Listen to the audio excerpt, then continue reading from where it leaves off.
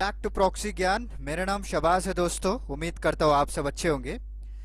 तो जैसे कि आप स्क्रीन पे देख पा रहे हैं कि किस तरह से म्यूटेशन होना शुरू हो चुका है कोरोना वायरस में।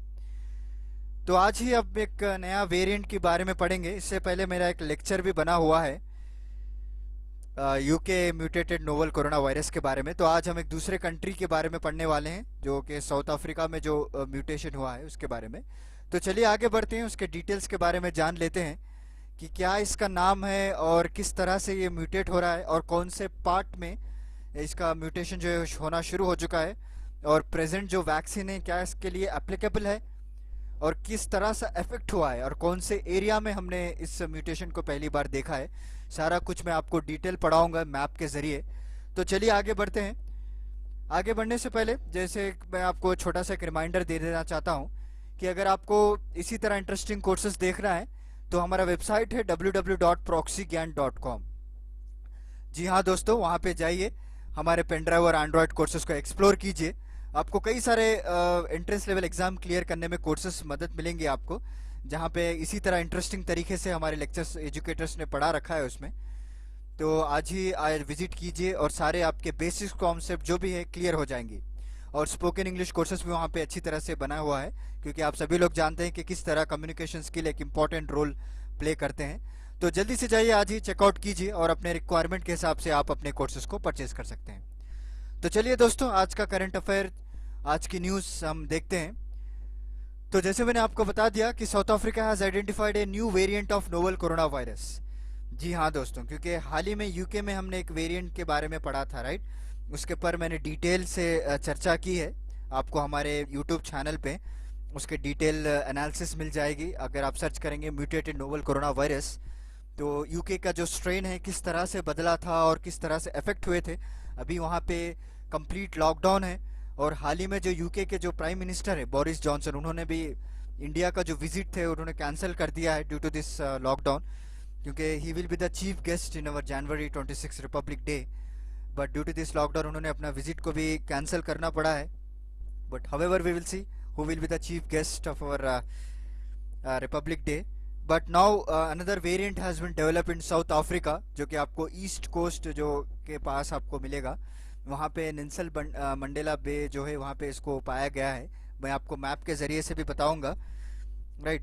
तो इन लोगों का कहना है कि इसकी न्यू वेरिएंट की वजह से वहाँ की जो नंबर ऑफ डेथ्स है उनमें इंक्रीज हो चुका है, और हॉस्पिटलाइजेशन जो पीपल हो रहे हैं उसके वजह से इन लोगों में भी जो है इंक्रीज देखने को मिला है। और इसका वेरिएंट का जो नाम है उसका नाम 501V2 रखा गया है, राइट। सो जितने भी हेल्थ ऑफिशियल्स है, साइंटिस्ट है, वहाँ पे अभी वैक्सीन के लिए डेवलप कर रहे हैं कई सारे चेंजेस लाने के लिए, because the present vaccine which is going to develop by कई सारे जो इंस्टीट्यूट्स है, हेल्थ इंस्टीट्यूट्स लाइक एस्ट्राजेनिका हो गया, जो ऑक्सफोर्ड यूनिवर्सिटी मिलकर, और हमारे जो सीरम इंस्टीट्यूट ऑफ इंडिया, हाल ही में हम लोगों को भी अप्रूवल मिला है 2 वैक्सीन के लिए। उसके पर भी मैंने लेक्चर बनाया हुआ है, कोविशील्ड और कोवैक्सीन को, कि क्या क्या कंडीशंस पे उसको अप्रूवल दी गई है, और अगर आप इसको वैक्सीनेशन कराना चाहते हैं तो कहाँ पे रजिस्टर करना है। Detail analysis, detail process of administration भी हमने चर्चा की है, आप हमारे चैनल पे देख सकते हैं। तो ये जो हेल्थ ऑफिशियल्स है साउथ अफ्रीका के, जितने भी रिसर्चर्स हैं, वो डेवलप कर रहे हैं अभी न्यू वैक्सीन्स को, ताकि इस स्ट्रेन को हम टैकल कर पाएँ। इन लोगों का अभी कहना है कि जो भी वैक्सीन्स अभी तक डेवलप किए गए हैं उतना इफेक्ट नहीं दिखा रहे हैं। हाल ही की न्यूज़ है, आज ही मैंने न्यूज़पेपर में पढ़ा है कि वॉट एवर द वैक्सीन, वहाँ पे तो वैक्सीनेशन कई रोज़ पहले ही शुरू हो चुकी थी, वो जो वैक्सीनेशन दी जा रही थी, but however they are again infecting the same people with new strain of virus. तो वहाँ बड़ी चिंताजनक बात है, एंड दे आर सेइंग कि अभी न्यू वैक्सीन को डेवलप करना ज़रूरी हो चुका है, and they are under research process. देखते हैं क्या होता है आगे चलकर कि किस तरह से वैक्सीन इसको टैकल कर पाते हैं। तो चलिए कुछ लोकेशंस के बारे में हम जान लेते हैं, और very important exam point of view से आप इसका नाम याद रख लीजिए। This new variant is known as 501.V2, right. So जितने भी कंफर्म केसेस आए थे, एक्चुअली इनका जो केसेस हाइक होना शुरू हुआ था दिसंबर के महीने में। नॉर्मल आपको नवंबर, अक्टूबर, नवंबर तक नॉर्मल केसेस वहाँ पे जो है राइज हो रहे थे, बट हाउएवर इनको सडन स्पाइक देखने को मिला। Basically in the Nelson Mandela Bay के आसपास जितने भी लोग रहते हैं, and slowly it was spreading to the western coast also. अगर आपने मैप में देखा होगा, आगे हम देखेंगे मैप में, so it will basically this be present at the eastern coast. तो वहां से लेकर वो स्प्रेड होना शुरू हो चुका है। तो दिसंबर 6 से क्या हो गया, सडन स्पाइक आपको देखने को मिली in the case of number of deaths and in the case of number of infected person also. तो इसके वजह से इन्होंने रिसर्च किया, जब जो प्रॉपर एनालिसिस के बाद इन लोगों ने पाया कि एक नया वेरिएंट डेवलप हो चुका है। बट हाउएवर इसकी ओरिजिन कहाँ से हुई है इसका कोई पता नहीं लगा है अभी। सो इस वेरिएंट का जो डिफरेंस है, इवन दो जो चेंजेस हुए हैं वो स्पाइक प्रोटीन में ही चेंजेस हो रहे हैं। देखिए, अगर कोरोना वायरस या कोई भी अगर वायरस ले लीजिए आप, तो उसके कोई भी part except the core part को छोड़ के कोई भी पार्ट में अगर थोड़े भी चेंजेस हो जाए, then it will does not have a so much of impact on the human being, right. तो इस कोरोना वायरस का कोर पार्ट कहाँ पे है, स्पाइक प्रोटीन। वहाँ पे सबसे ज्यादा वायरस जो है बॉडी में वहीं से एंटर होता है, वहीं से मल्टीप्लिकेशन स्टार्ट होती है। अगर आपने देखा होगा किस तरह से वो स्पाइक प्रोटीन के मदद से हमारे हेल्थी सेल्स को अटैक करते हैं पहले, फिर बॉडी में जैसे ही एंटर होते हैं अपने आरएनए को रिलीज कर देते हैं, राइट। जिस तरह उन्होंने आरएनए को रिलीज किया, then this RNA will combine with the healthy cell of human body, और वहां से आपको मल्टीप्लिसिटी देखने को मिलती है, right. They will create the copies of the RNA.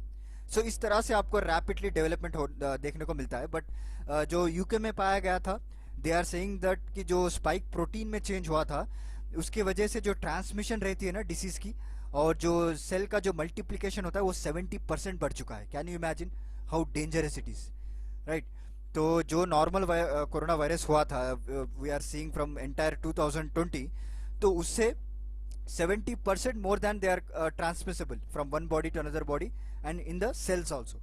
सो यही भी ये वेरिएंट में भी क्या हुआ है, इसमें भी स्पाइक प्रोटीन में ही चेंजेस किए हैं, और स्पाइक प्रोटीन में ही चेंजेस पाए गए हैं, तो रिसर्चर्स एंड साइंटिस्ट के द्वारा उन्होंने बताया है। बट हाउएवर दोनों का ओरिजिन डिफरेंट है। They are saying that UK में जो नया वायरस आया है, नया वेरिएंट आया है, उसका ओरिजिन डिफरेंट है, एंड जो साउथ अफ्रीका में जो वेरिएंट का नाम 501.V2, इसका ओरिजिन डिफरेंट है।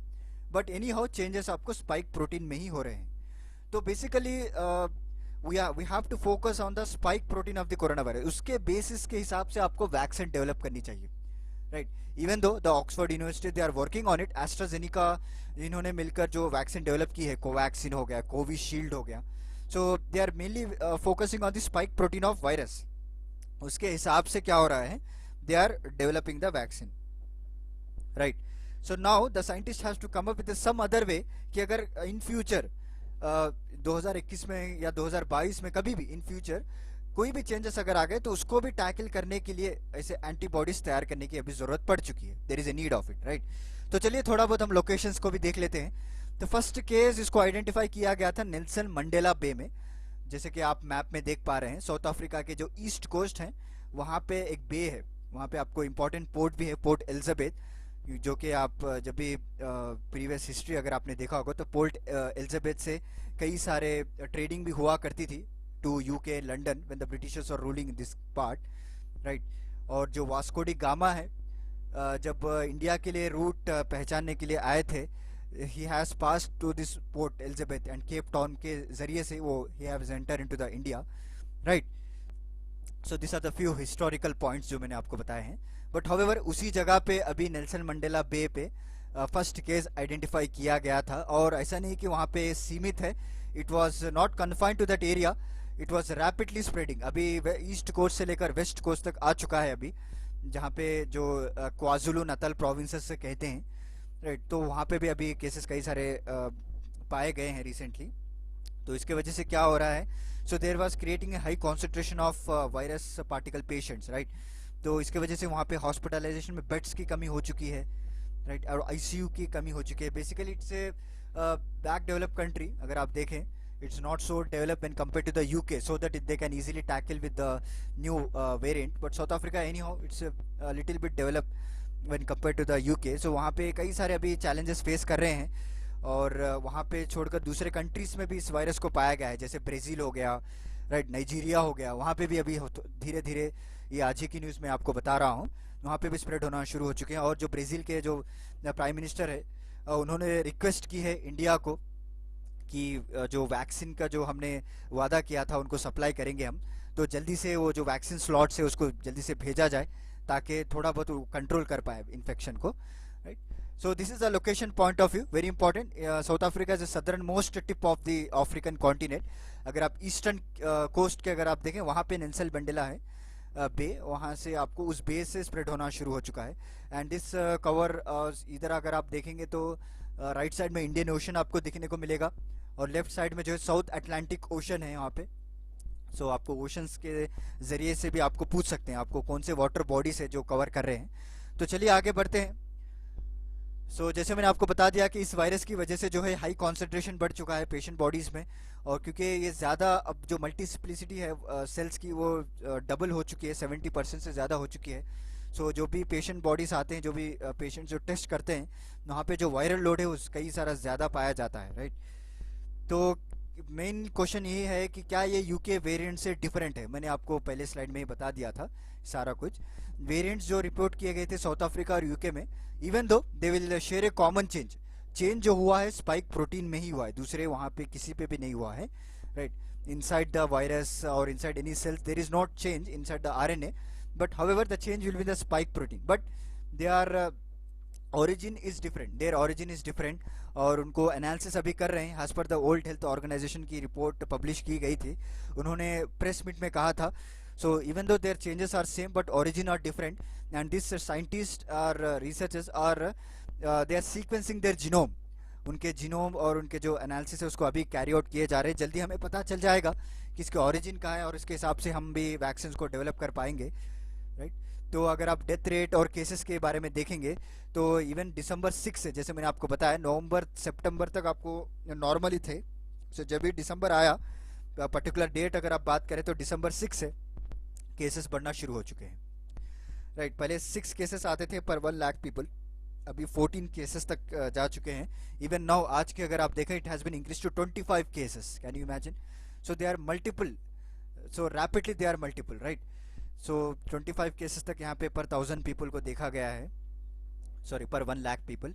सो there is a need for urgency and there is a need for protection. So इसीलिए कहा जाता है कि कई लोगों के दिमाग में एक भ्रम बैठ गया है कि अभी 2020 चला गया तो इसका मतलब कि कोरोना वायरस भी जा चुका है. There is nothing like that दोस्तों. आप अभी भी जो है प्रॉपर सैनिटेशन कीजिए, मास्क को यूज़ कीजिए, और जिनके स्टेट्स में, जिनके एरिया में जो जो गाइडलाइंस जारी किए गए हैं उसको प्रॉपरली फॉलो कीजिए.